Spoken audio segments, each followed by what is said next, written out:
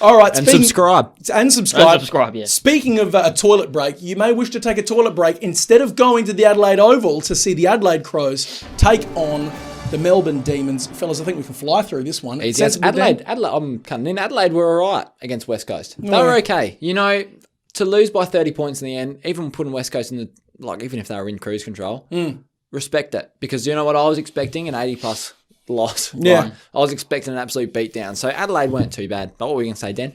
I was going to pretty much say the exact same thing, but just chuck on the end of it. Hello. Sensible Dan's lock of the week. Demons 40+. That is also my lock of the week as well.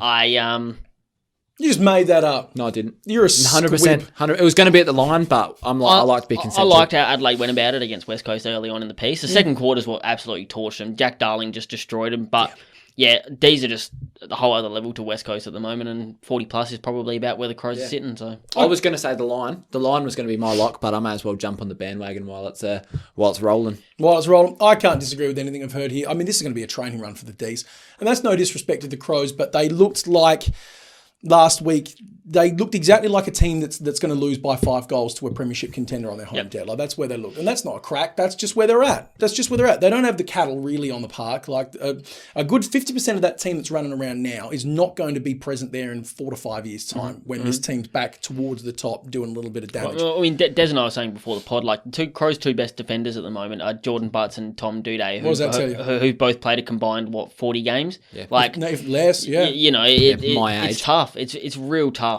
And they are pretty admirable again early against Kennedy and Darling, but they just took hold eventually. And I imagine Ben Brown and Tom McDonald will just do the exact same thing. Keep going. And Wiedemann's been pressing. If he gets a run this week, he's going to go stupid to try and reinforce his spot in that team. Who's the answer for Cozzy Pickett? What defender goes to Coz?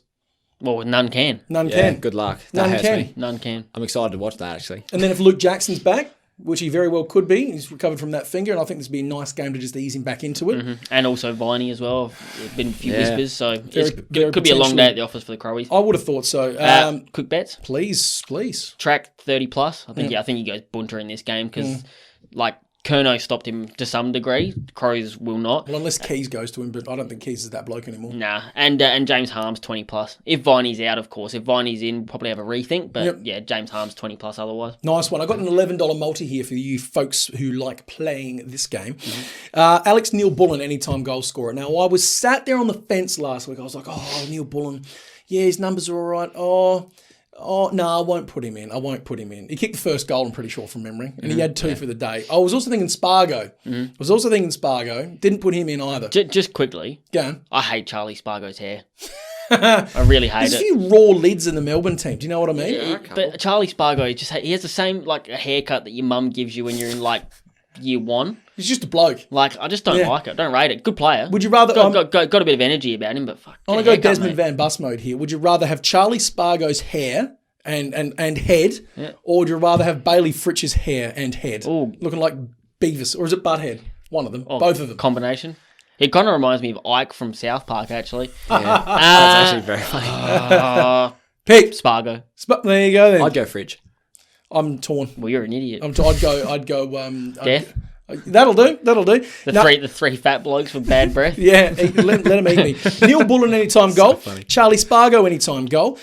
Christian Petracca anytime goal. Thanks very much. And then on the other hand, I've got Christian Petracca 25 touches. Christian Salem 25 touches. And for all the Crows fans out there, little Rory Laird just in the middle. Battling away. 25 touches for him, and that's paying about $11 all that lot. Lady was best on ground against the Eagles. For mine. Just an absolute toiled away all day. Yep. Legend. I've got nothing back for it.